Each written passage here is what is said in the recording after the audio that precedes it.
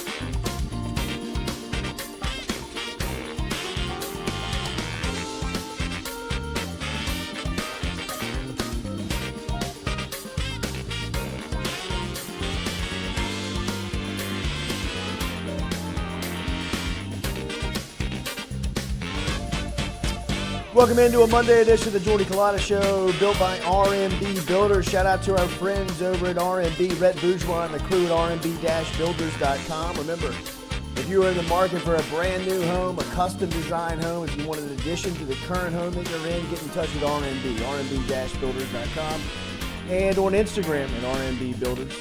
Welcome in, Monday edition, lots to get to. Billy Embody going to be here, a part of our Southern Regional Medical Center phone line. Billy will be here talking about the weekend in recruiting. Tigers getting a big commitment from a local Louisiana standout in Tylen, Singleton, and also are able to pick up a commitment out of Manning High School, a place where LSU has had a tough time of getting in over the last couple of years. They picked up Tylen Singleton over the weekend. We'll talk to Billy on how big a news that is. Coming up here at 7:30. Remember our phone line, as we said, daily brought to you by Southern Regional Medical Center, formerly Metropolitan Health Group. Same great people, same great services over at Southern Regional Medical Center. Get in touch with the crew, Jason Ramazan, Charlie Harvey, and the crew over at Southern Regional Medical Center. Speaking of Ramo, remember Mr. Fun's travel coming up. There is a trip on the books to Orlando if you want to go see the Tigers take on Florida State in just, 42 days? What are you, 42 days away here? I think we're even closer than that, huh? Really? Because I saw, it might be 42 because 44 was Friday, right? Because they brought back the, oh my God, I'm blanking on the fullback. J.C. Copeland. Yeah, Yes. the Copeland run against Alabama. The fourth quarter, to start Yes, the fourth quarter. everything was great up until that We're point. at 41 because I saw yesterday our friends at One Team One Pod posted a 42-yard field goal from Cole Tracy, I saw that too. at Auburn to Gordy Rush tried to steal the commemorate spotlight. The 42. No, I don't believe it. Nobody would believe that. But it was so now you're 41 days away here for LSU football as they are getting set to take on Florida State. And as we said, if you're looking to make that trip and making some need some help on that, Mr. Fun's Travel is always a great place to get that done. I can't think of a 41. I'm trying to think of a 41 too. Dixon was not. I think Dixon was 41. Was his brother? I think his brother was. Yeah, one of the tight ends was 41 at one point. Richard was 18. I can't Google it. Golly, 40. Or 40. They're gonna probably do like a 41-yard play.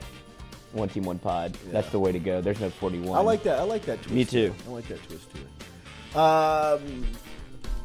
Pretty chill weekend. How was everybody's weekend? I saw 2 great pieces of entertainment. I saw Oppenheimer on. Is it Oppenheimer or Oppenheimer? Oppenheimer. I guess it's however you want to say it. Yeah. I saw that on Saturday, which was Front row? No, back row matinee. IMAX. IMAX. You know that he did it in 70mm film. Nate was telling us this. There's only like, I think 17 theaters in the country that have that capability, none of which are anywhere remotely close. I think the closest one to us is in Houston. Nate was actually the one that got me going on this. I talked to him one Saturday morning, and he told me that he's like, the film alone for the construction of the bomb and when it blows up is worth going to see it. And I mean, don't cut out early. It was it was. No, this is. No, this ends. It was the acting, the directing, the scene design, the set design was incredible. I mean, from is it Cillian Murphy? Or Cillian Murphy. I think He's Irish. It's Killian. Killian Murphy. His big cigarette guy. His portrayal of Oppenheimer is fantastic. Robert Downey Jr. is in the film. He is great. Matt Damon is in the film. He's fantastic. Both Florence Pugh and Emily Blunt are in the film. I mean, it's a little long. And look, if you know me, man, I'm always kind of fidgeting and looking for an exit strategy. I was pretty gripped. I stayed in it from start to finish, and it is just going back to that time and that moment in history and being tasked with that responsibility in the time of the world that they were in was an incredible, I thought, storytelling by Christopher Nolan to really kind of recreate that time and recreate that story. I thought it was a fantastic film. And then last night I ended up at the New Orleans Arena and saw Alicia Keys. And I got to be honest, man. I mean, I'm not a huge That's the OG crush. I'm not a huge Alicia Keys. I didn't know how big of a fan. I guess I was until I was there listening to her music. But first off, an incredible entertainer.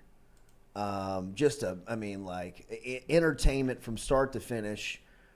Great catalog of music. Yes. That I really didn't have the knowledge of. You know what I mean? Like, she would start a couple of hits, and I'm like, damn, I forgot this was her. I know all these songs. I mean, that would be a real, like, oh my God, she did this one too? Right. I mean, it was phenomenal. And it was great. It was great to be in the arena. It was a great crowd. It wasn't too overly packed. I mean, you could move around. There was great seats. So it was fun. It was a good weekend of entertainment. I would definitely suggest going to see Oppenheimer if you're on the fence. I know people It's are getting probably a little flack. It's too long. Yeah, just a lot of it. I don't think people realize that it's almost like it's more about Oppenheimer than it is about I think people want the atomic bomb, and it's more about his life and leading up to creating it, as opposed to. If I'm getting this right, I haven't seen it yet, but I'd like to. But it's not about – everybody just wants to see the big boom, right? Yeah. And so that's why it's 3 hours. Like, what's taking us so long to get there? But you have to build up the – Absolutely. It's named after the man. Absolutely. And I think, one of the stories that's great during that time is, like, the competition of the scientists. Oh, You know what I mean? Like, they were battling. It was a fight. Imagine figuring that out. A worldwide race. I'm trying to build this bomb. This man's trying to build this bomb. Trying to blow split the the world atom. up. Yeah. And if you're America, you're trying to beat the Germans to it, because if they get it first, they will blow the world up. Yeah.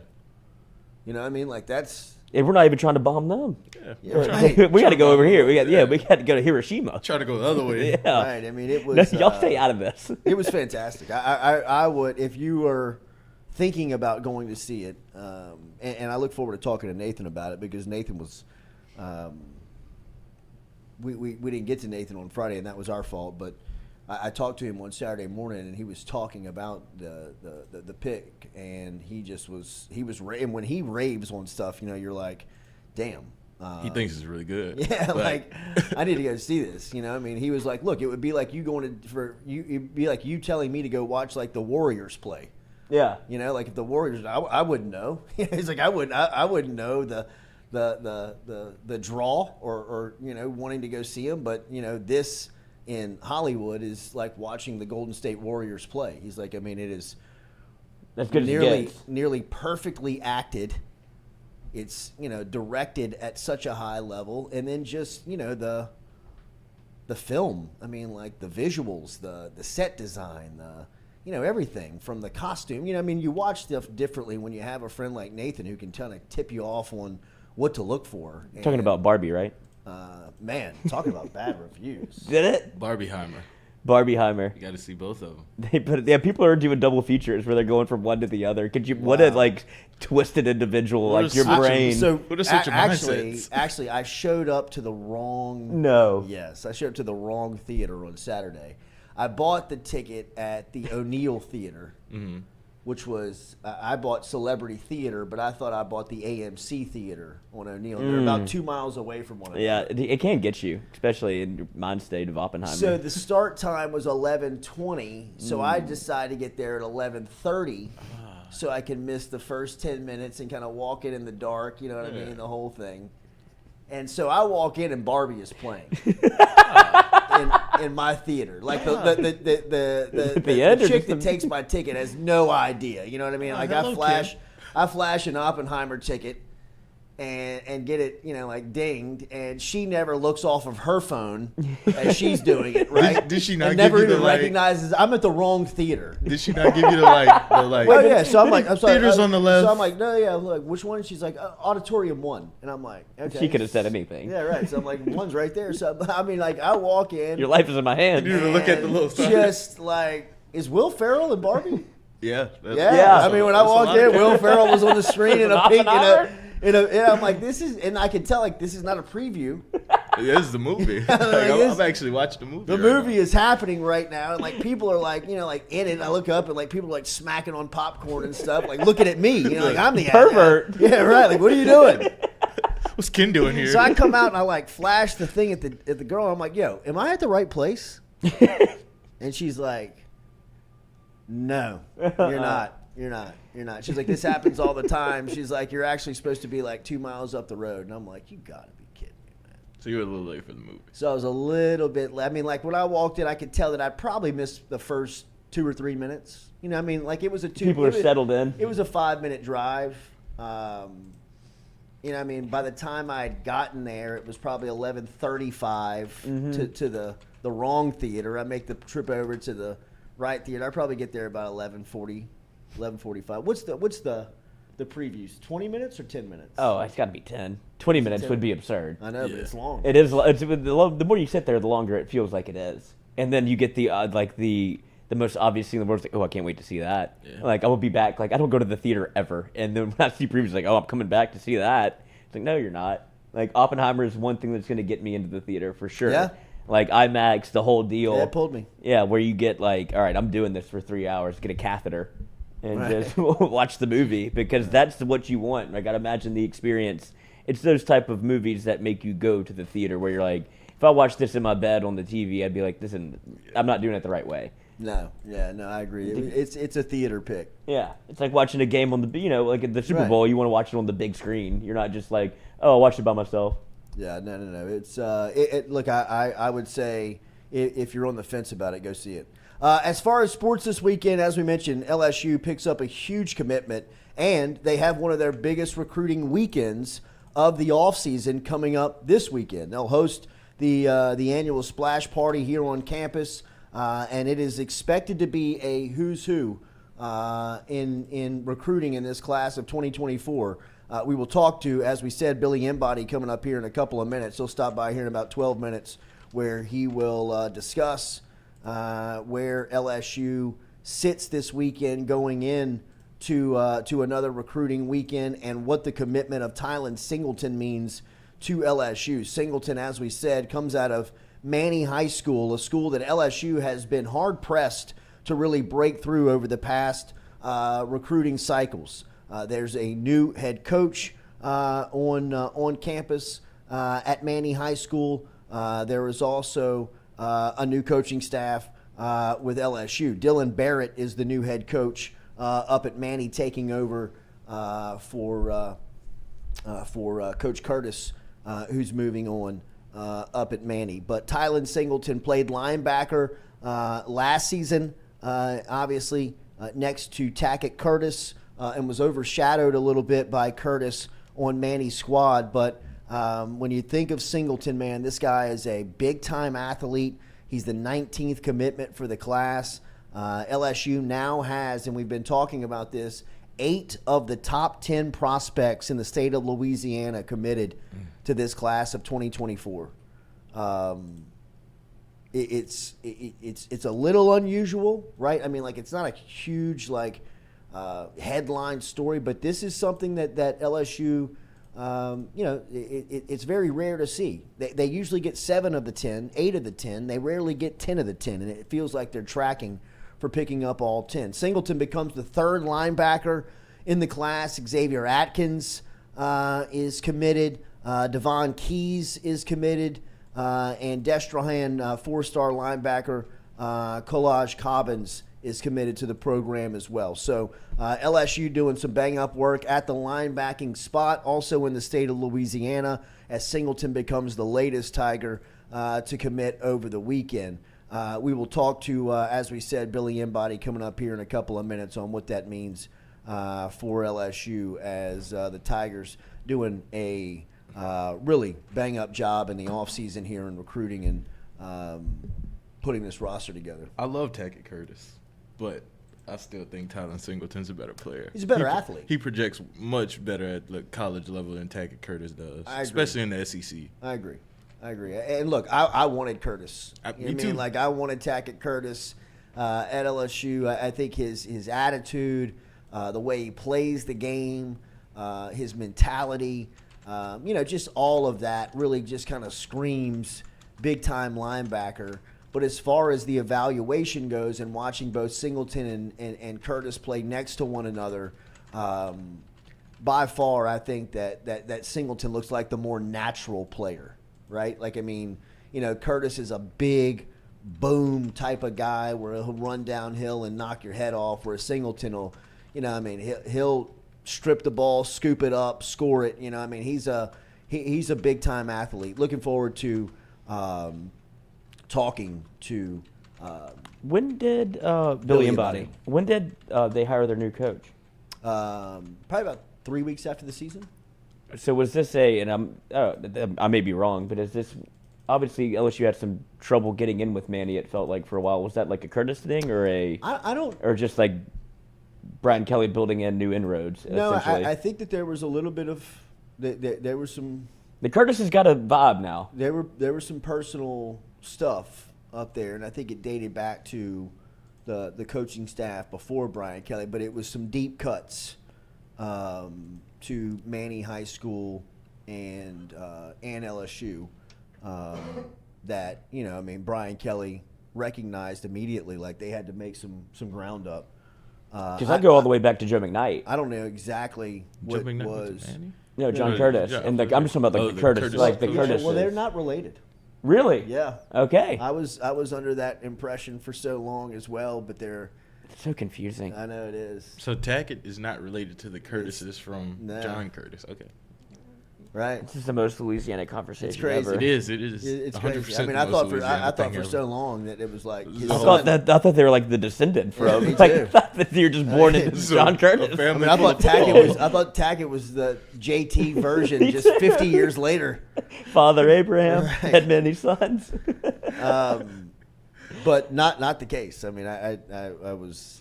I'm floored. When I found that out, I was like, say what? And if you want to see how athletic Tylen Singleton is, this is him against Trey Holly. Oh, Holly's on the move. Look at 2. Coach, he's big. He's huge. I mean, well, he's like Holly, you know. Yeah, right. But I mean, the Brian Dawkins. 6'2", 220 running downhill at you. Catches, the state's all-time leading rusher. I mean, like, that is no angle. No. I mean, No. like, that is direct line That behind means I'm you. behind you, and you might outrun me, but I'm I got a coming. little speed. Coach. We'll see. Put my foot in the ground. All right, we'll talk to Billy about Singleton coming up here in mere minutes. Also, the SEC voting came out. Alabama picked to win the West, but not by much. This was a story that we talked about last week on where LSU and Alabama were going to finish in. Bama got 165 first-place votes. LSU got 117 first-place votes. And Billy Lucci gave one first-place vote to Texas A&M. But it was interesting to see how close that race was between the Tigers and the Tide. Jaden Daniels was the quarterback on the All-SEC first team. Malik Neighbors was named to the preseason first-team squad along with Will Campbell. Mason Taylor announced to the preseason second squad with Emory Jones. On defense, first team included Mekhi Wingo, Mason Smith, and Harold Perkins. Major Burns was on the third team, no second team for LSU, and the specialist, long snapper Slade Roy and kickoff specialist Nathan Dibbert were voted to the second team as well. So we will talk more about that after the break. We'll come back. We'll have Billy Embody set up, and we'll talk some recruiting here after a big weekend. Jordy Culotta Show, come back with us. Brought to you daily by RMB Builders.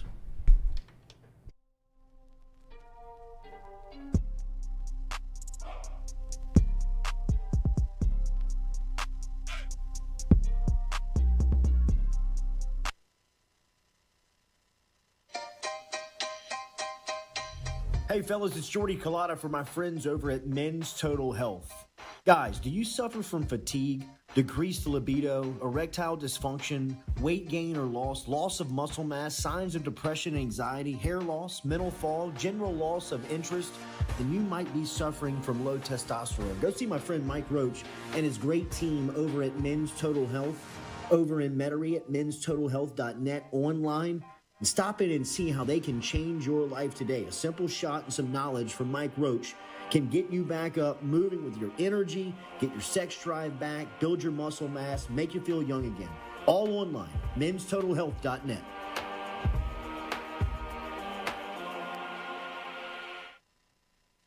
Red Stick Sports, a local staple in Baton Rouge to all sports fans, was founded back in 1981 and has remained a family business for over 40 years. Today, they still have the great selection on the floor, but they're also a leader in custom apparel for businesses, sports teams, and other groups. Take it from us, everybody over here at FM Digital Media. They help us out with all of our apparel. Let them help you out today. Go ask for Cody over at Red Stick Sports. Check him out online at redsticksports.biz. We're all from different places and backgrounds. We've each experienced our own versions of life, but in the end, we're all on the same team. I'm part of that team, along with these players in purple and gold. Kayshawn Buddha, Malik Neighbors, Miles Frazier, Kyron Lacy, Greg Brooks. Whether on the field or in the courtroom, your team matters. So join our team, make a difference. Bet, let's get it done. The Jordy Culotta Show is brought to you by A-Bears Lawn Maintenance. Commercial or residential, A-Bears Lawn Maintenance is ready to work. A-Bears can tackle all your homeowners association requirements. Call Blake at 225-485-8022. A-Bears Lawn Maintenance. In a wreck, Gordon McKernan Injury Attorneys is ready to go to work for you. Come meet your team. I'm your intake specialist. I coordinate your case and connect you with your attorney and paralegal. That's us, your legal team. Here you go. Thanks. And we'll fight to get you every dollar you deserve. I'm your settlements and disbursement manager, and I'm here to get you paid on time. I'm attorney Gordon McKernan. Put our team to work today. Just call us. Get it done. Are you looking for sound financial advice? Then get in touch with Daniel Newman of Edward Jones. You can call him today at 225-261-8262 or email him daniel.newman@edwardjones.com. If you're planning for retirement, saving for college for children or grandchildren, or just looking for sound investment opportunities, Get in touch with Daniel today, 225-261-8262, located on Magnolia Square Drive in Central. Daniel Newman of Edward Jones. Hey Tiger fans, when you're traveling through Natchez, Mississippi, make sure to visit Tom and Wright Granning at Go-Mart and On The Go Deli, where you can fill up your tank and your belly. Go-Mart has clean restrooms, community coffee, an awesome beer cave, and a great selection of anything you may need on your trip. Located at 4 Sergeant Prentice Drive as you're entering Natchez on the left. Also stop by Wardo's Po' Boys at 309 North Broadway on the beautiful Natchez Bluff, where the Po' Boys are so good you'll swear you're in Cajun country.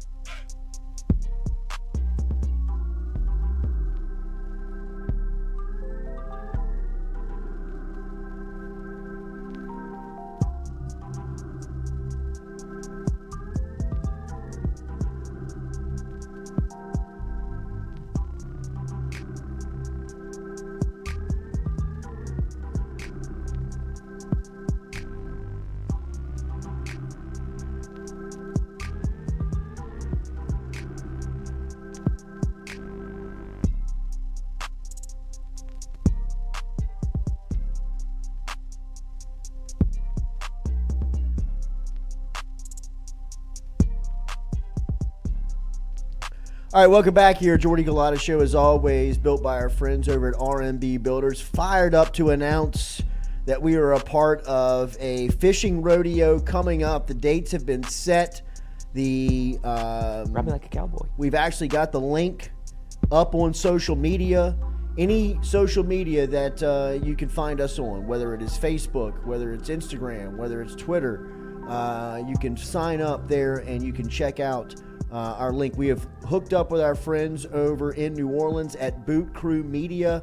They have done this 3 other times. This will be their 4th annual fishing rodeo, and we're hopping aboard with them, going to help promote it, going to help with some sign-ups and some sponsorships. So if you are interested in a fishing rodeo coming up, $2,500 grand prize. We'll have some cool swag for you to pick up. It'll be on October 7th. This will be the day of the LSU Missouri game. We get back to the dock at 3 o'clock. We'll have some food, some music, some football at the dock. We'll be handing away the grand prize. So, Stewie, we got the website that we can flash up there. Just go to social media for our 4th annual fishing rodeo as we're partnering with Boot Crew Media. And once you get there, you can see there is a link to sign up. There's also a link for sponsorships. If you're interested in sponsoring the event, all of this, you can just click right through and sign up. You can sign up through Venmo as well. So it's very easy. So if you want to get involved with us and help us out with our fishing rodeo coming up on October 7th, you can sign up. Find it on YouTube. And Clint Phillips asking, where's the launch point? You can launch from anywhere. You can launch from anywhere, but you come back to the bow fishing charter camp in Hopedale in St. Bernard for 3 o'clock is where we can is where we will have all the weigh-ins and the prize giveaways and the celebration. So come join us. All going to a good cause. Paying off the loan here at FM Digital Media. Billy Embody, one of our favorites. He's over at On 3, a part of the Bengal Tiger, as LSU is cleaning up right now in recruiting. They have one of their biggest events of the offseason coming up this weekend with a splash party, and they picked up one of their biggest commitments of the offseason this past weekend with Manny High School linebacker Tylen Singleton. So here to help us break it all down is our friend Billy Embody, helping us out here on this Monday morning. Bill, good morning. Hopefully you had a good weekend. Great weekend, guys. How are you? Doing okay. Hey, Billy, explain the dynamic of Manny High School and LSU for us and our listeners. Why was this such a big deal for LSU to pick up a commit? We'll get to Singleton, but from the program of Manny. Yeah, this has been a program that obviously has been able to produce a lot of quality teams and even some prospects, through the years. I go back to one when I just kind of had gotten onto the beat, and it was A.J. Carter, the big running back who I think he ended up at Arizona State, but he was kind of that first introduction for me to the Manny High School kind of run of prospects that didn't end up at LSU for whatever reason. And we saw Myron Warren go to Texas. LSU didn't press there. Tackett Curtis last cycle. Well, it's just kind of been a school that, for whatever reason, a lot of people want to point to Jess Curtis, who was the head coach there, for not having a great relationship with LSU for whatever reason, whether he felt like they should be up there in Manny, recruiting them more, whether they should be offering his players. And I think Jess does a really good job of sticking up for his players. I mean, that's what a high school coach really should do. You should go to bat for him. But for whatever reason, it was a lot of tension around the Manny High School program and LSU. And right when Brian Kelly got the job, one of the first things they did was go there and try to start mending the fences and recruiting Tackett Curtis and Tylen Singleton. They've also got some other guys who are certainly some prospects and are on the radar, at least in the future too. But it's just been a school that it's just kind of been littered with like roadblocks to kind of get guys to LSU. So Jess Curtis now elsewhere. So Manny has a new head coach in Dylan Barrett, and things paid off with Tylen Singleton. And real quick, you can put to bed a notion we were talking about here a couple of minutes ago. The Jess Curtis, JT Curtis, is there any relation? What's the relationship there? Ooh, I would have to look off the top of my head. I'm not sure on that one. Okay. So, I mean, because I've heard that they are related, and I heard that they're not related. So, I mean, I just want to – Louisiana recruiting. I haven't heard that they're related. So okay. All right, that's good. Okay. The last I heard that they were not related. All right, so Tylen Singleton. Come in the comments and say they are. Last year, we were looking at a linebacker from Manny, Tackett Curtis, that was high on everybody's charts. He ends up at Southern California. Playing right next to him was a freak athlete in Tylen Singleton that was a little overshadowed by Tackett Curtis and just kind of who he was and how he played. Who is Tylen Singleton? Who did LSU get a commitment from this weekend? Yeah, this is a huge commitment for LSU. I mean, first of all, it adds another top 10 prospect in Louisiana that they get on board. But, with Tylen Singleton, he's somebody that has that chance to be versatile. He plays a little bit of safety. He's going to play kind of a rover star position for Manny this year. He's also going to play on offense, which is, from a rankings perspective, we love to see. That usually helps translate to the next level and show that you can be productive, at your position on defense. But he's going to play that kind of rover star position at LSU now. And the thing about Tylen is he's got the chance in the body to add mass to his frame once he gets to the college level and really get stronger and add, weight just overall. He's about 200 pounds right now and about 6'2", which is a really good size and all of that. But I think with Tylen, the thing that I love about him is his ability to run. I think he's got that really nice ability to run. And when you have that aspect as a linebacker, that is a really good jumping off point. When you turn on the tape, he's being asked to do so many different things. I feel like once he settles into a position, and that's something he hasn't really done throughout his career, is settle into one spot, I think he's going to have the chance to really blow up into a really quality prospect at LSU once he gets there. But when you look at this recruitment, this is one of those recruitments where, when you started getting into the dog days of July, there was a lot of people that were saying, well, he didn't show up in June at all. He hasn't been on campus since April. That's not a good sign. And he was not really scheduled to be at LSU until about a week and a half or so ago. It really picked up. They were recruiting him, Matt House, Sherman Wilson, Frank Wilson, Joe Sloan, just a bunch of people were involved on that, just trying to keep just getting him on campus, just try to get one more shot. And, it really just started to pick up steam. And I feel like with Tylen, there was buzz about him early on in his recruitment that he always wanted to be at LSU. And for him to go through his summer and go to Arkansas, TCU, Tennessee, I think Texas A&M, all these schools, and not really pop up at LSU once, it was pretty much at the point of a red flag. But LSU just kept chipping away on this one and wanting to get him on campus. And while the party is next week, Tylen and his mom just sat down and made the decision. And I think you've got to give credit to a bunch of different people on this one. I think Matt House's role that he has in mind for him with that star position is something that really was key. You know, he's a coordinator. He's not going to be somebody that is going to be out on the forefront of recruiting. So LSU, I think the way they also take care of in-state prospects, you know, as far as once they get to campus with NIL and things like that, we're seeing a lot of guys get involved with that. That probably paid off too. And they were able to get him to shut it down, and he's not going anywhere next weekend except LSU. Billy, this is a pretty impressive linebacking class that they're putting together. You add Singleton alongside a guy like Kalaj Cobbins, Xavier Atkins, and you've also have Devon Keys in the class. Tell me about this group as a whole. Yeah, they all do different things, and they're all at different points of their development too. You know, Tylen Singleton, we've talked about him. He's star, potential to grow into something else, but he's at star position. Kind of could be like how they used Delpit in the box, a few years back.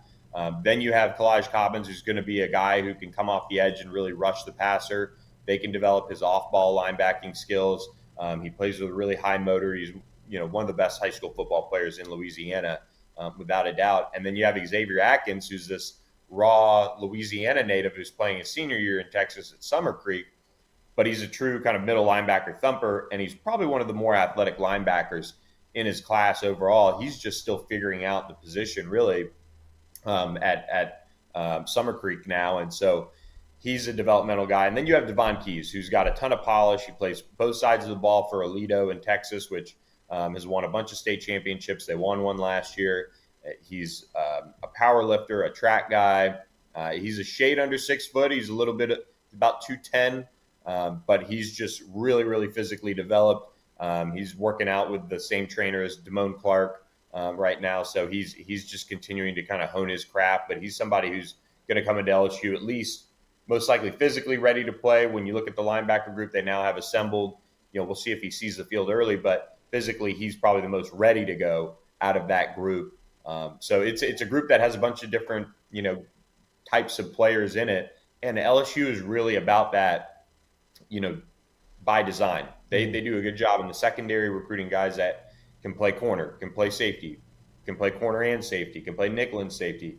A lot of different versatile players on defense is kind of the name of the game when it comes to LSU recruiting these guys.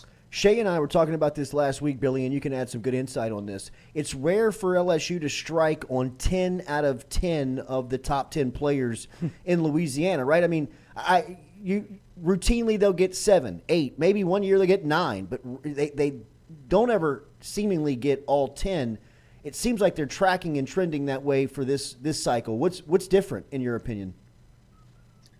Yeah, I think the guys that, let's say, probably around roughly like 4 through 10 or 5 through 10, they were guys LSU was on super early, really got on and got after. And they were just able to close it and shut it down. And that's also a testament to the staff that's also having a year now in Baton Rouge, year plus together in Baton Rouge working on this class, rather than last year we saw a lot of those guys jump on board right around now into August. Kylan Jackson, Shelton Sampson, Ricky Collins, players like that.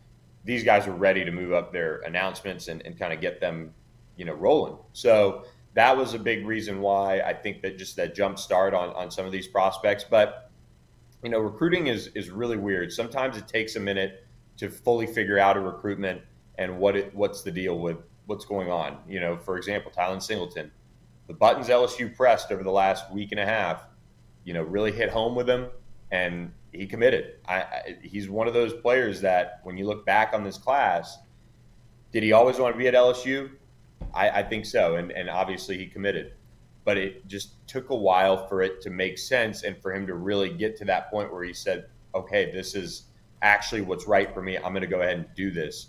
because there were some other teams that really had a good, in with him. So Arkansas and A&M were two really big ones that were coming after him very, very hard.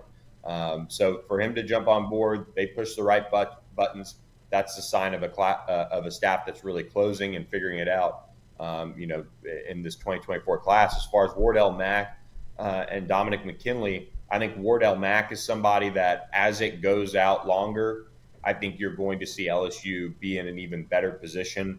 And with the New Orleans kid, I wouldn't bet against Frank Wilson, unless there was something really, really crazy going on. But Wardell Mack is somebody that they've really done a good job, working on over the past couple months to really start to kind of turn the wheels a little bit there. And I think as it goes longer and longer, I think it'll pay off. There's a chance that a program like Texas can get him committed before the season. But I think in the end, he's somebody you've got to like LSU's chances for. Dominic McKinley is a little bit more interesting. He's a prospect that is very, very unique. I think he's a freak on the field. He's got all those tools, but he's also a young man who really wants to be successful in engineering, computer science. I was watching a local interview with him over in Acadiana, really well spoken. He's just not into this whole recruiting thing. There's very few people right now that have great relationships with Dominic McKinley enough to make him feel comfortable. So it's on LSU to figure out a way to, again, kind of press the right buttons there with him and make him feel comfortable. His faith is a big part of his life. This is one of those things where I could see him staying in state, especially if it kind of goes all the way to, the early signing period. I could see him leaving. But he is supposed to be at the Bayou Splash. Wardell Mack is as well, which is a good sign, a good opportunity to kind of be in a very relaxed, casual pool party setting instead of the recruiting pitch and going down the list of what you can do and this and that for Dominic McKinley, the player. I think he's one of those prospects that is very quiet if he's not, completely locked in on a relationship. So, you can find the interview with him on Acadiana, but really opens up kind of about, what he wants to do on and off the field. So he's not into the recruiting stuff, but LSU is going to keep swinging away and see if they can kind of turn this one back in their favor. All right, Billy, it's the weekend of the splash party that everybody's been talking about really all summer. You pick up a big-time commitment going into the party with Tylen Singleton, so another local pledges to LSU. What's the point of order this weekend? What's the point of business? What are they looking to accomplish? Yeah, so Friday is the party. So you're gonna see guys come in maybe Thursday night, some Friday, and that's LSU's big day is Friday. There are some other programs that have their events that day. There are other programs that have it Saturday. LSU went with Friday, and this list of prospects that's coming in is really starting to grow. We've heard Ori Williams, who's a big target for LSU out of the state of Texas, a big offensive tackle. He is probably coming in from what we've heard. Caden Durham, the 4-star running back from Duncanville High School, is scheduled to come in. 5-star pass rusher Colin Simmons, Caden Durham's teammate, will be in town as well for multiple days from what we're hearing. Jelani Watkins, a 4-star wide receiver from Texas, could be on hand as well. Devin Smith is another linebacker that they're after who could be in town. He told me he's coming in. Blake Ivy is a 4-star offensive lineman. They really have, just going down their list, they pretty much have every single top target left on their board scheduled to be in town. Wow. And that's pretty impressive. That's what you want. They'll visit some other places too. A couple of those guys probably have a trip or two lined up during the week or on Saturday. But to get pretty much every single one of your top remaining targets on campus, that's massive. And kudos to the staff for getting it done. 2 on a running back here. I have heard things trending very much in the direction of LSU towards Caden Durham. I heard that Frank Wilson has put his foot down on the gas pedal here. Where do they stand with Durham? I know that he announces on August 25th. And then another running back, Harlem Berry, which is an all-name team. And then you turn on the film and you realize he might be the best running back in the country. and he's at a little bitty school down in New Orleans. He's the number 1 running back in the country next season. Where does LSU stand with both Durham and Berry? Yeah, Caden Durham is one of those really, I would say, difficult prospects to read at this point. He goes to Duncanville. I was actually at one of his teammates' commitment ceremonies yesterday, and Colin Simmons was there. Caden Durham was kind of in the background, a little quieter, in terms of his presence there. But he's somebody that has a ton of ties to Oklahoma. His mom went there. He's got a bunch of family up there. Texas A&M is also scheduled to host him this weekend too on Saturday. LSU is supposed to host him on Friday. We'll see if he shows up to A&M or not. But the Aggies are probably going to miss on one of their top targets, and they've already hosted Caden Durham, so I think they're going to push to try and get him on campus. LSU, though, has really been the one that is surging here. Leaving June, if you asked anyone, they were feeding you kind of, maybe some fake news or whatever, that Caden Durham was, an LSU lean. He went to Oklahoma. There's very much buzz that he was going to pop, commit, all of that stuff, but he didn't. And that's the great thing about recruiting is obviously you have a lot of time, when it comes to leaving June or July to right the ship and get things back on track. And that's what Frank Wilson did, getting him back on campus toward the end of June after that OU official. They were able to get that on the books. He's supposed to be at LSU this week. I don't think he's going to Oklahoma. I will say he's one of those guys that keeps everything very close to the vest. So, yes, LSU is surging. I think him coming back this weekend is a massive, massive sign. But he's definitely one of those guys that might be playing a little bit of, trickeration on this one. I don't think OU is a program right now that necessarily even needs him. I think LSU is, laying on the pitch that, hey, we need you. We want you as our lone running back in 2024, and that's the goal. So come on. You love it down here. We know you love it down here. You can run track at a great track program and, forget the family ties for a bit, do what's right for you. That's kind of been the pitch. And I think it is resonating. It's just one where once we get to August and he has a chance to sit down and kind of decide, because he does commit on August 25th, it's going to be really interesting to see which way that one goes. And if Frank Wilson can, get that one done, Sherman Wilson's been big there as well. That'll be really impressive. I think that'll be Frank Wilson's first, out-of-state running back as an LSU assistant. So that would be a big statement to make if he can go a little national with it. This is going to be a guy that is really just circled completely as far as a must-get really in this class. You don't necessarily need one in 2025, in 2024, but with the way they've recruited him, it's gotten to the point where, all right, push it across the finish line and get him on board. But in 2025, that's where the stars come out. Harlan Berry, the number 1 running back in the country, he's going to be on campus on Friday.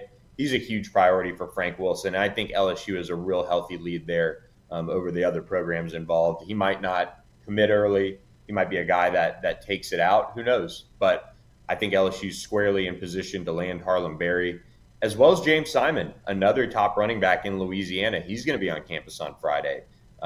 So if you can get those two guys in 2025, two prospects that I think are going to finish in the top 100 overall prospects in the country, that's what you want. That's really just building that running back room up in an incredible way. Old St. Frank coming down the chimney. Omar coming. with a bunch of running backs in his bag. I mean, like, it sounds like he's made his mind up on who he wants, and that's got to be a scary scenario for the rest of the recruiters around the country. I mean, like you mentioned, I didn't realize that on Durham, but when you said that out loud, it made perfect sense. The first time he said, look, I got to go outside the state to go get a guy, and he's made his mind up to go get Caden Durham, I mean, good luck, Coach Murray. Good luck, man. Okay, so this weekend also, you mentioned a couple of offensive linemen, Ori Williams and Blake Ivy. Those are two guys that names have been trending towards LSU. Who are they? Where do they stand? Yeah, Ori Williams is about 6'7", 290 pounds. He looks about as good as you can ask for when evaluating an offensive line prospect, especially the tackle position. We bumped him up. We got to look at him in the spring, and we kind of moved him right below 4-star range. He's still pretty raw. He's one of those guys, and this is the great thing about LSU's offensive line recruiting in the last couple of years, he can come in and sit for 2 to 3 years and just develop that technique, play with better bend and all of that. But he has all the tools to be successful. And LSU has been the leader since the spring. I went to his spring game. He told me LSU's number one. He went through his official visits. LSU stayed at the top. And I think he's one of those prospects that LSU's kind of waiting on to announce, because he kind of wanted to do it during his senior season. I've kind of been talking to him about, when, what game. But now he's, evaluating, maybe doing it in August or maybe doing it right after the splash, which would be a good sign for LSU. I think LSU has squarely taken the lead here and held on to it throughout the summer. There was a little bit of buzz he could visit Florida or somewhere else this week, but it sounds like he's just going to be at LSU. So things are in a good spot there. He's out of the San Marcos area in Texas. And then Blake Ivy has really been an LSU A&M battle for a long, long time. And he's out of League City, which is a pretty A&M friendly area, down there at Clear Springs. But he's not committed to Texas A&M. A lot of people thought after June got done, he would, pretty quickly turn around and commit to Texas A&M, even though LSU had the last official visit. But Brad Davis hasn't given up there at all.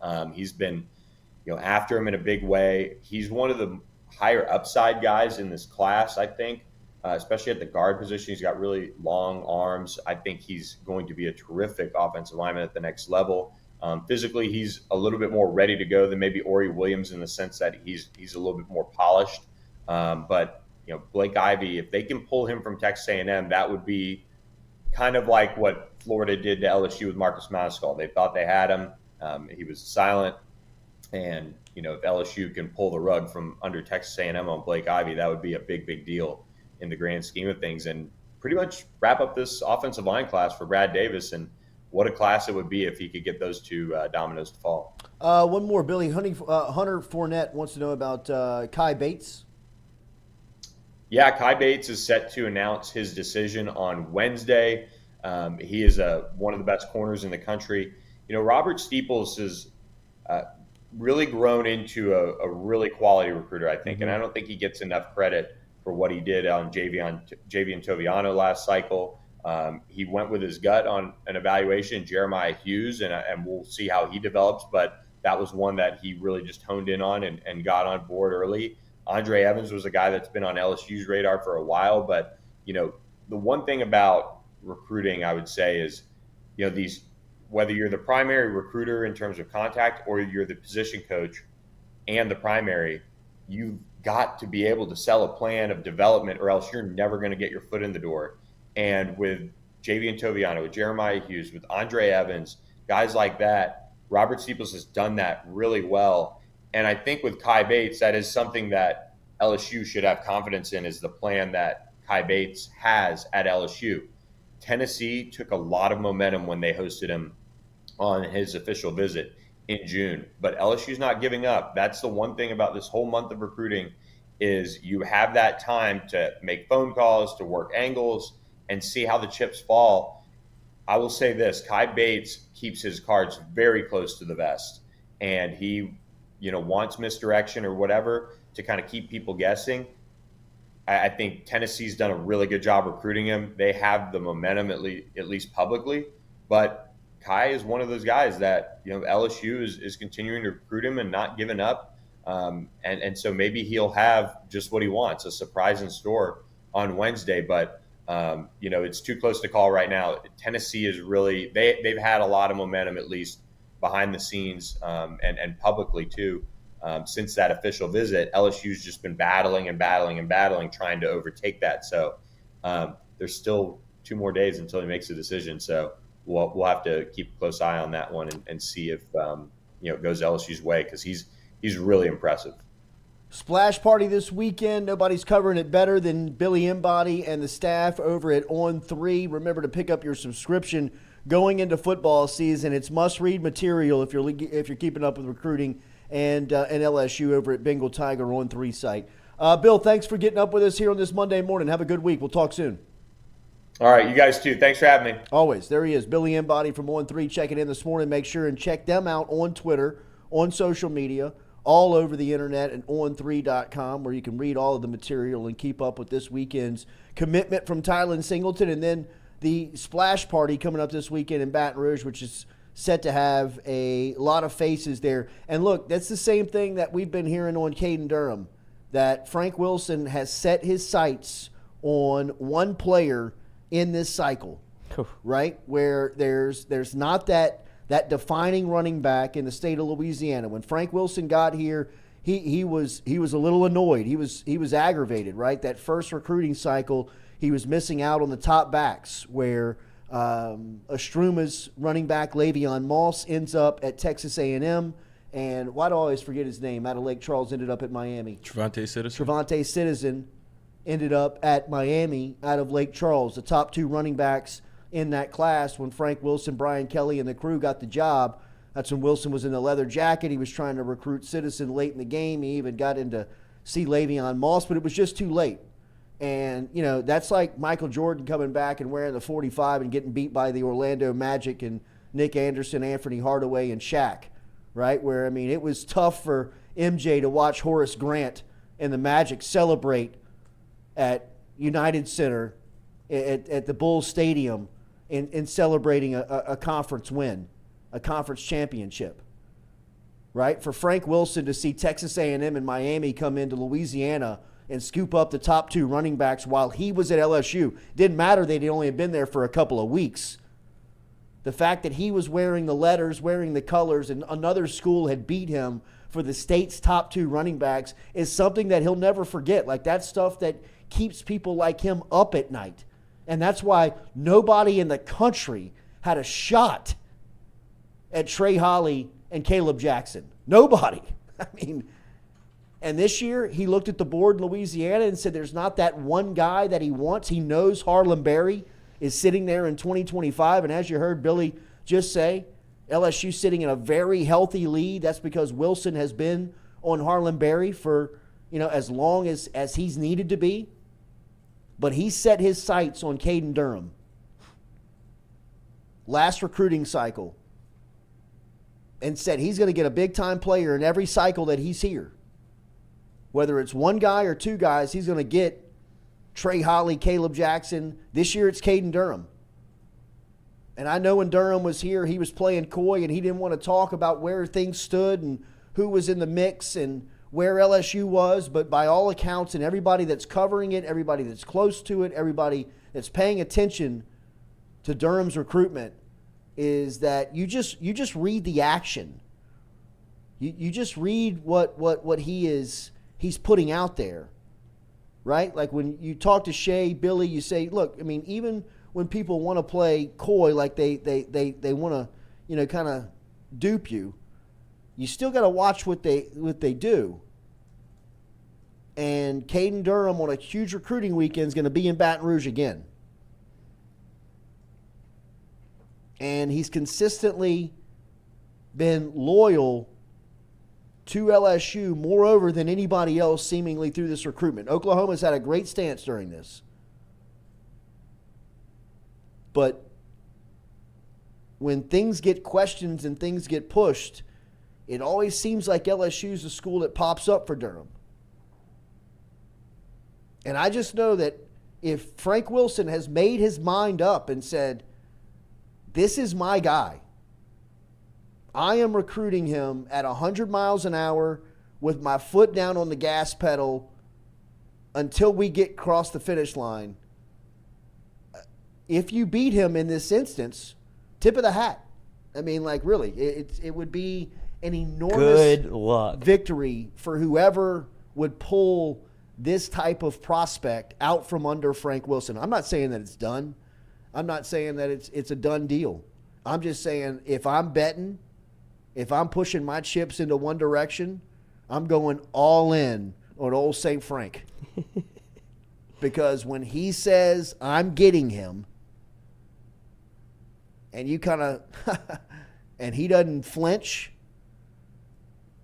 I've never seen him miss.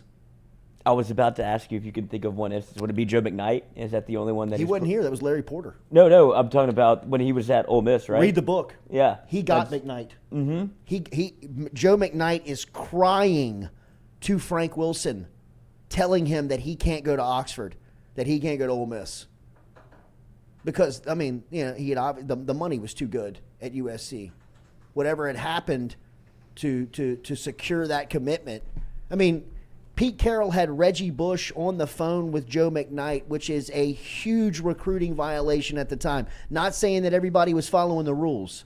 I'm just saying that USC was panicking in the last hour. This is when Reggie Bush was a saint. He was in New Orleans with McKnight. USC was doing some really dirty stuff with McKnight, with one of their most famous alums. Hey, do what you got to do to get the player, right? Like, I mean, I'm not by any means disparaging USC for what they did to have to get McKnight, but when you read the book Meat Market, and it goes into the details of Joe McKnight's commitment. First off, LSU and Les Miles and Larry Porter never had a shot. McKnight was laughing at Miles and Porter throughout the entire book. It really just came down to USC was selling Joe McKnight that he's the next Reggie Bush, but the best relationship that had been created throughout that entire recruitment was Frank Wilson at Ole Miss. And Wilson is a young, motivated, hungry, determined recruiter at this point. If you have never read the book Meat Market, I suggest, and you are a fan of recruiting, it's as good as a book as you can find. I mean, Bruce Feldman authors one of the best recruiting books I have ever read, and really Frank Wilson is at the center of it. It's not so much about Ed Orgeron as it's Frank. I mean, it really is. Talk good better. It's a lot. I mean, it's centered on that Ole Miss 2005 team. That's studs. I mean, like, they were cleaning up. Mike Orr. I'll let you run out the tunnel. I mean, they had players everywhere. Meet SJ. I did not. I mean, he left Houston not two Cotton Bowl teams. Yeah. I didn't know who Ed Orgeron was in that movie, but when he came on the screen, he was popping. Talk to it, daddy. Talk to it, daddy. You run out the tunnel. I'll let you run out with the team. What else you want? That had to be illegal too at the time. Oh, sure. I would imagine that you can't do that. Nick Saban in the LSU tie in that if movie. Saban would have stayed at LSU would have got him. Yeah. Damn. Didn't need him. LSU was in a different place in recruiting. Like, that was the first time that I can ever remember being an LSU fan where you would, like, talk about recruits and you'd get them. You know what I mean? Like, there were so many recruits that you would follow, like, coming up, and you would be like, man, I remember I believe it was St. Aug, but it was a New Orleans high school. I think it was St. Aug, had a linebacker named Raynoch Thompson that ended up at Tennessee and playing for those good Tennessee teams early. But Thompson was one of these guys that when you saw play, you were like, oh my God. I mean, he looks like a statue out there. It's just one of these guys that you were like, man, you would love to see him at LSU. And they just couldn't get those types of dudes, right? And then Saban showed up and just started getting everybody. I mean, like, was getting guys like Marquise Hill. And I remember they signed a guy who couldn't play. He couldn't play dead in a Western, but looked the part. E.J. Quali, a linebacker out of Miami. Coach, when I tell you that he looked like the Terminator in a uniform, wore number 2, had the dreads, could move, just couldn't play. Just could not play. I mean, looked the part, just couldn't play. But, I mean, I haven't heard that name in a long time. Yo. How do we spell this? What is this? E.J. Kuale. Golly. E.J. Quali. I remember when he showed up, you were like, wow. Oh, all right. Okay, yeah. All uniform. All uniform team. But not a player. Couldn't do anything. First off the bus, though. I don't know if he made a play at LSU. I mean, Really? probably, yeah. I think he's got some Appalachian State pictures up here. No, I'm talking about like in a game. Right. But I mean, the wrist tape, man, was wrist tape, fingers vascular. Oh man, I mean, he was he looked like Hollywood casting. of a football player. Like, I mean, if you were at a Hollywood casting and said, we need a football player, we need a big-time linebacker, I would say get E.J. Quali. He played in Canada. He still looks unbelievable. Is he still playing? No, but this isn't that old. But look at him. I don't know. What a blessing. As I look crippled over here with my shorts on. Looks like my legs don't work. Remember Daily, we're brought to you by Katie's Restaurant. Katie's is located down on Iberville Street in New Orleans. You can find them right there in the heart of Mid-City. Katie'sInMidCity.com. Katie'sInMidCity.com is where you find them. Get in touch with Katie's for some of New Orleans' favorites. And also you can get in touch with them for things like St. Louis-style pizza, some of the coldest beer you'll find in town, all of it online at Katie'sInMidCity.com. Katie'sInMidCity.com. Always appreciate Katie's for supporting us and what we got going on. We're going to talk to Josh Pate tomorrow. Pate will be kind of recapping SEC Media Days. He sits down with all the coaches over at SEC Media Days, so love to get his insight on what he's thinking for the SEC season as the Tigers will square off to open the year against Florida State. We'll get his thoughts on that game, as well as two programs that feel like right now they're kind of staring at each other's mirror image when you look at one another, right? Florida State and LSU. Two of the top quarterbacks in their conference, respectively. You saw Jaden Daniels get voted to the top of the league last week at SEC Media Days. There's a ton of respect for Jordan Travis over in Tallahassee around their signal caller at Florida State. You look at Mike Norvell, really kind of the resurgence of what he's done to the program since being there. Now, look, the seat has not always been as comfortable as it is now. He had to go through some pretty hot and heated times, but to have the program where it is now is a success, right? Kind of judging where he came from. The roster is loaded in Florida State, just like it is seemingly here at LSU. So that opening week game will really be one that everybody's paying attention to. We mentioned it a little bit earlier, but LSU picked right behind Alabama in the West as far as the preseason polls go in the league. And this means nothing. It kind of just something for all of us to talk about. But it was something that we were paying attention to last week on where LSU was going to fall, because there was a ton of respect for LSU up in Nashville at Media Day. We weren't there, but just kind of reading and listening and watching. You could tell LSU was getting a lot of love, and to see all of the votes that came out, and Alabama took home the top spot at 165 first-place votes, but just nipping on their heels was LSU at 117 first-place votes. Georgia was voted to win the league. LSU was voted to win to finish third behind both Georgia and Alabama. Would you rather have come in second than first? I feel like it's good that, it feels like that would have been a bigger story had LSU almost unseated Alabama in the preseason. It felt like that would have been a big talking point around the SEC. Oh, I think it definitely would have been. If you would have, if you were paying attention last week to some of the storylines in, it felt like it was going to happen. Nashville, it felt like that people were preparing for that, right? Or at least that people see that it's imminent, like that it's coming. It's right around the corner here of LSU closing the gap on where they were to Alabama, just in nearly 2 years of Brian Kelly being on the job.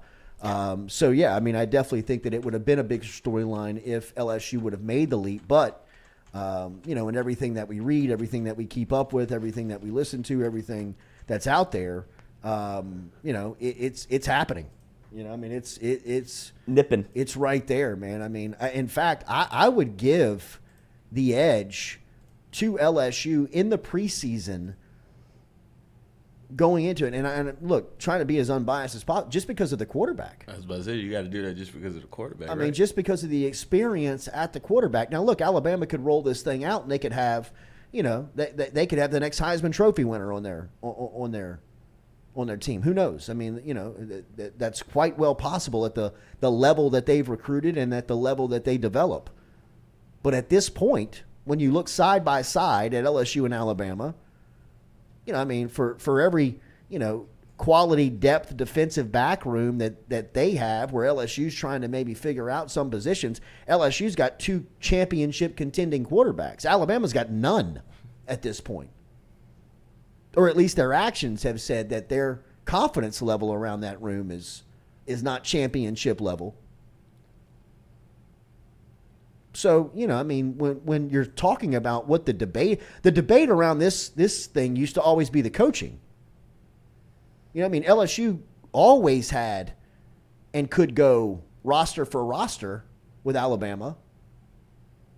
I mean, for the most part, for every 4-star they had, LSU had a 4-star as well. For every 5-star that they had, LSU maybe didn't have the numbers, but they had the quality.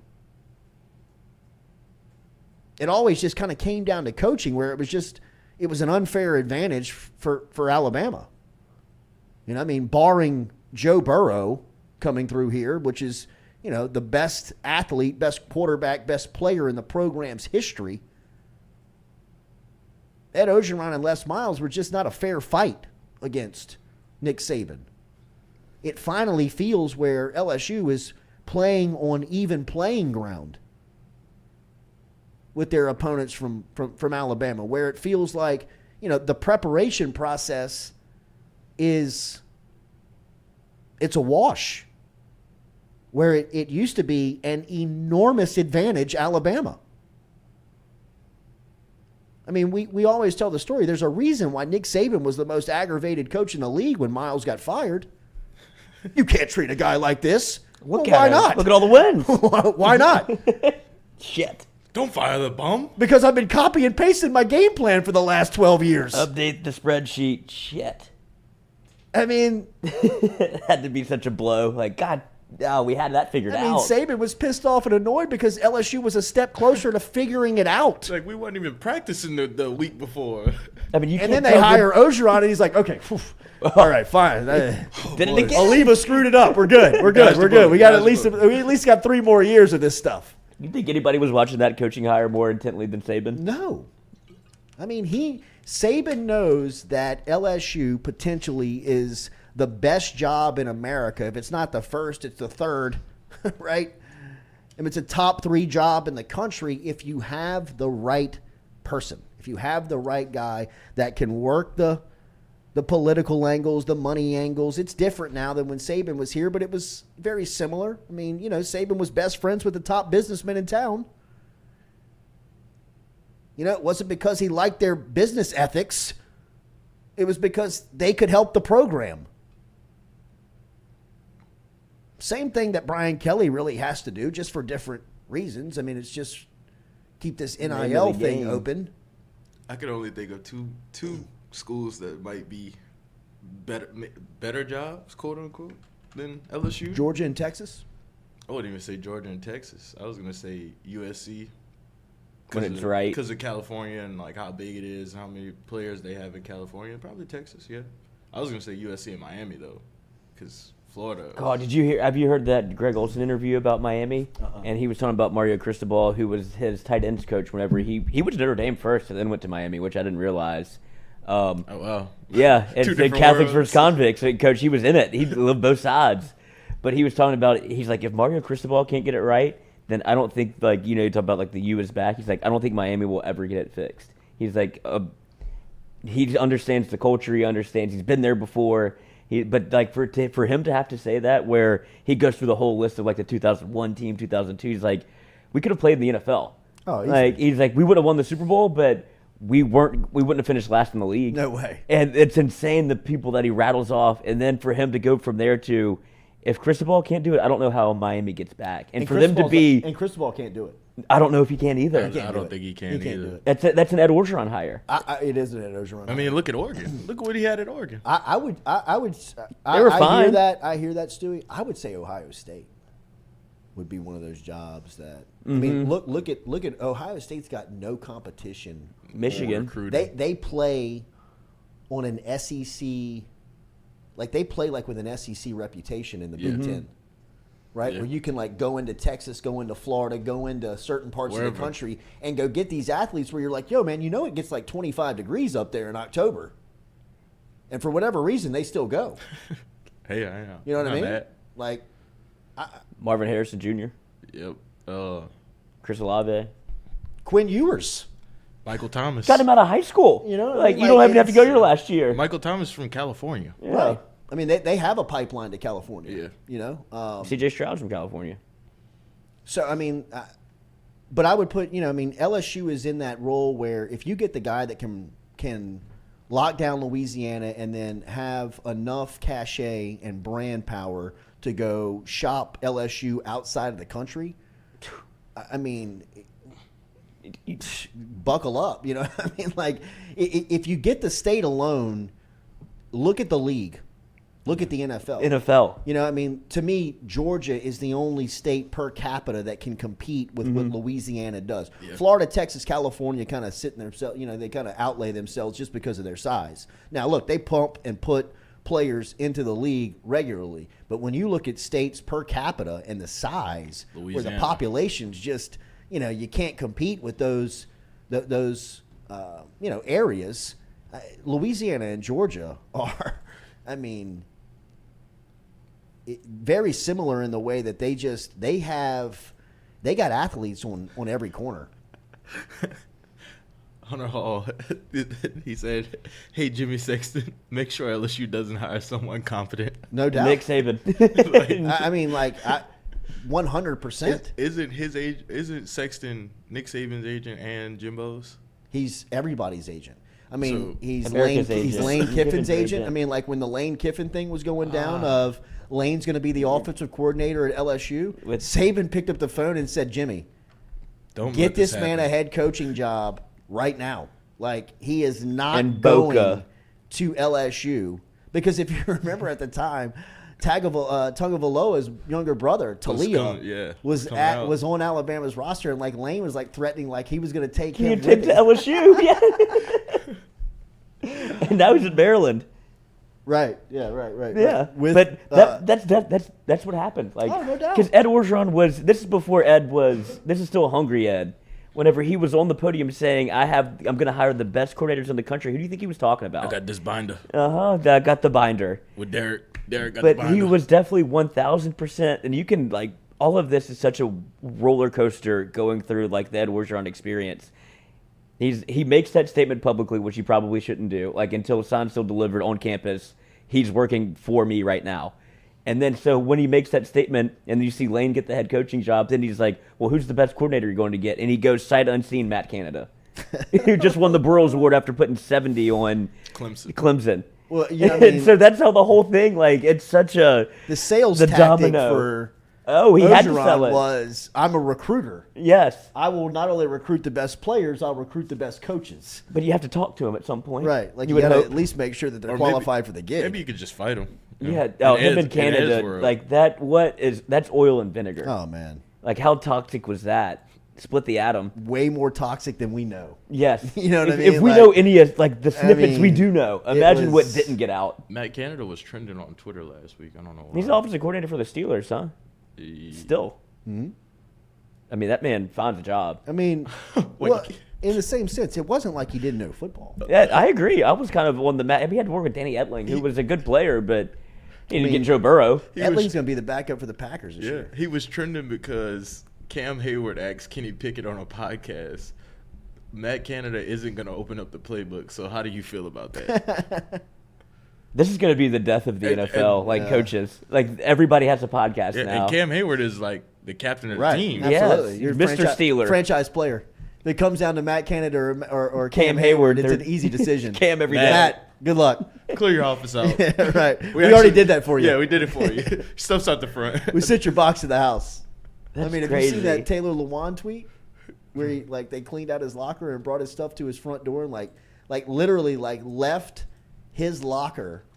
I mean, this is Taylor Lewan. I mean, he was he was one of the first round pick. His first round pick. He's a Pro Bowl player. He was an All Pro player at times for Tennessee. When it came to And an they end, botched for him, his surgery. Like they just boxed him up, drove over to his house, dropped the stuff off at his doorstep. Like, thanks for playing, man. Love you, Taylor. Yeah, like, good luck. Did you see Vrabel went on the Bus with the Boys podcast, and he brought him a trash bag. He's like, we left some of your stuff. And he brought it on. He was like, you got to be kidding me, dude. He's like, he goes, that wound still hurts. I bet it does. he's like, no hard feelings. He's like, I just figured I'd bring you the rest of your shit. And Will Compton he gave him a jersey. He said Will Compton said Vrabel cut him and didn't even tell him. Yeah, right. I mean, that's the NFL. Yeah, he's like, you didn't even call me. I couldn't even get a text. Like, yeah, I'm here now. Yeah. And he gave Compton One of the best players. He gave Compton a year 10 jersey. He's like, are you signing me? He goes, fuck no. And he's like, God. Compton just gets dangled out there. Like, all he wants to do is play one more year every year. He's like, oh, they'll call me. He has to keep working out just to make a 53-man roster, and gets called in the middle of the year every year. And it's just, is it worth it at that point? Like, to stay in shape like that? The check probably is. Oh, yeah, one. I mean, just to get one more.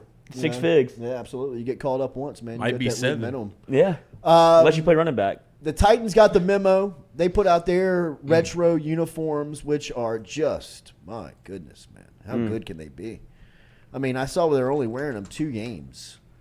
The NFL is kind of weird.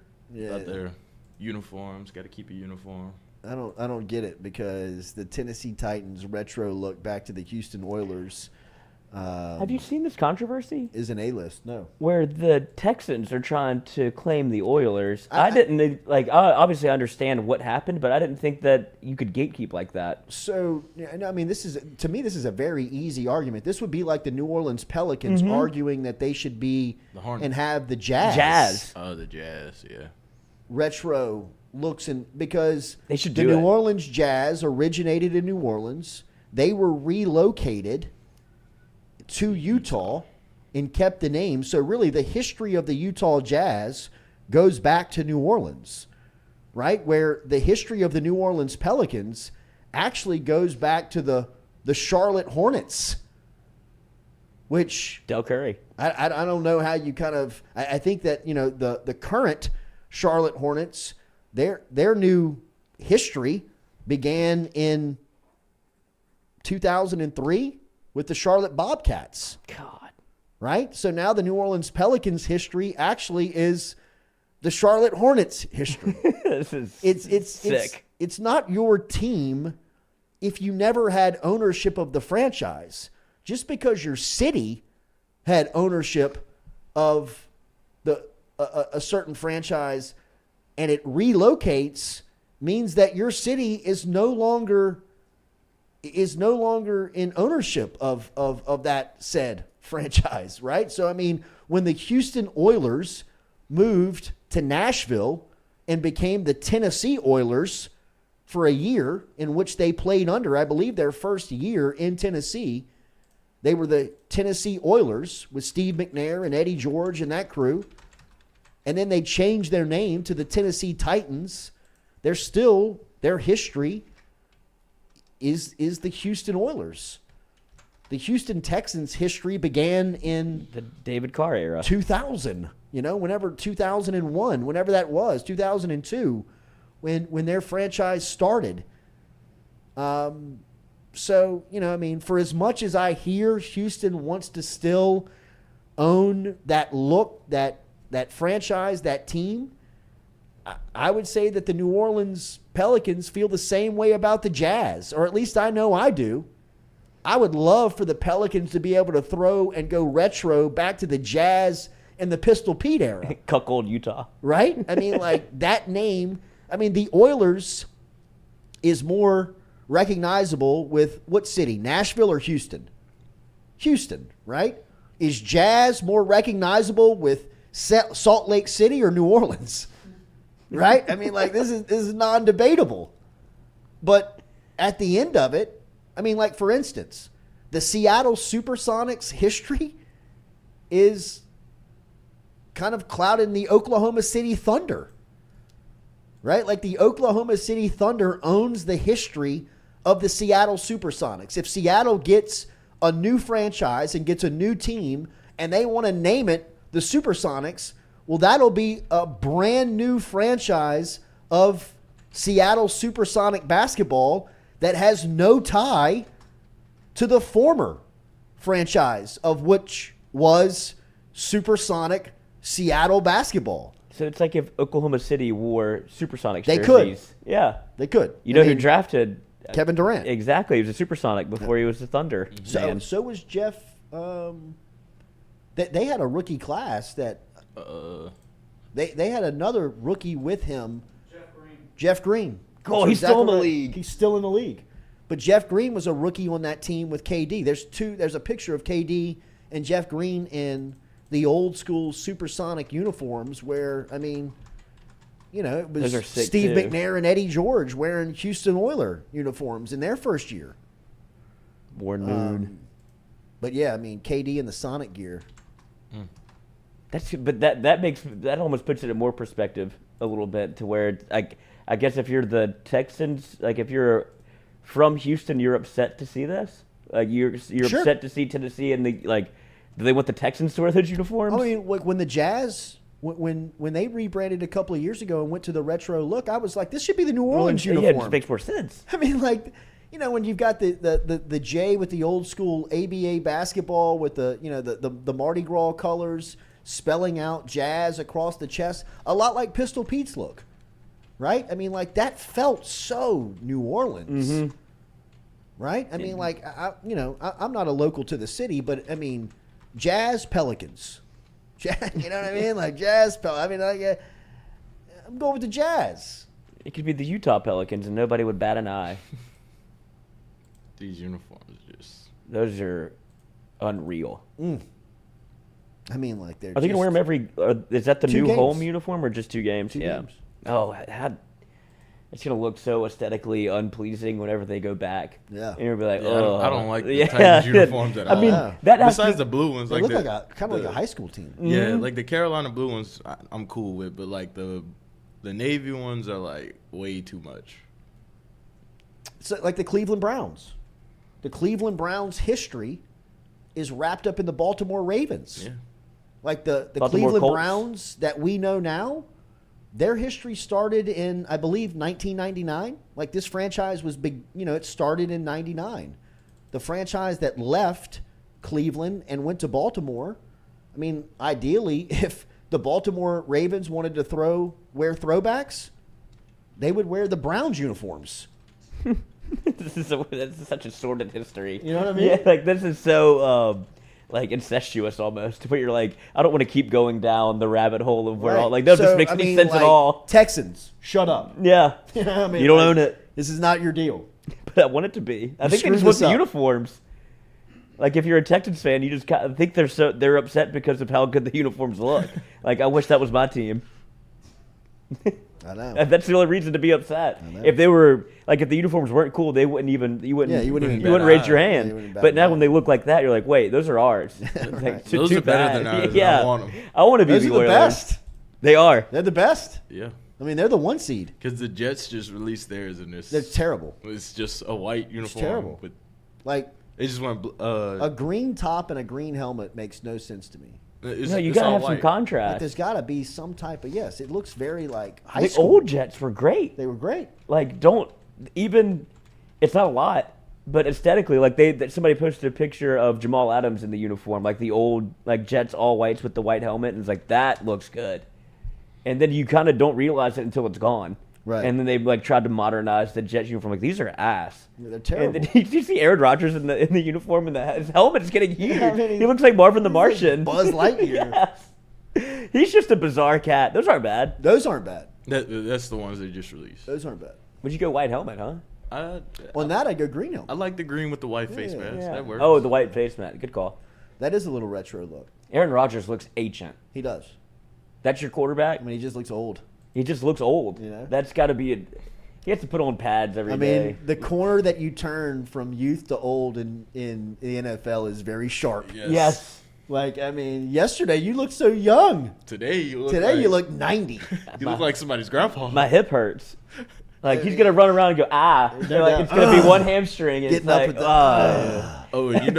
you know when he pulls that when he pulls that hamstring, he's always it was my knee. He's trying to stay young. Perked out. He was, dude. Man was on drugs. I was just It was my knee. But he's gonna. I mean, it's gonna happen quickly. It's gonna happen soon for Rodgers, I would imagine. Yeah. Like he's Yeah, one it'll of be those sudden. guys where it doesn't feel. It'll be sudden. He's trying to stay young. He's sudden. doing it a different way than Tom. His mind is young. I don't hate his style. Not at all. He looks good in camp. Yeah, he's good. I'm just saying, until when the bullets start flying, that body is just going to go. Garrett Wilson looks good. Mm-hmm. Him and Sauce every day. Man, that'll make you better. That's Jamar Chase, Derek Stingley. Yeah. All right, have a good day out there. Make sure to hit that like button, share button, comment button. We'll be back with you tomorrow morning. We'll talk to Josh Pate, 8 a.m. We'll get a survey from around the league as Pate last week was in Nashville. We'll get his thoughts as the SEC media days wrapped up last week and college football bears down on us. Enjoy your day. We're built daily by RMB Builders. We'll be back with you tomorrow morning at 7 a.m. Mic'd up today? Mic'd up, yeah, 6 to 8 tonight. 6 to 8 tonight. Tune in.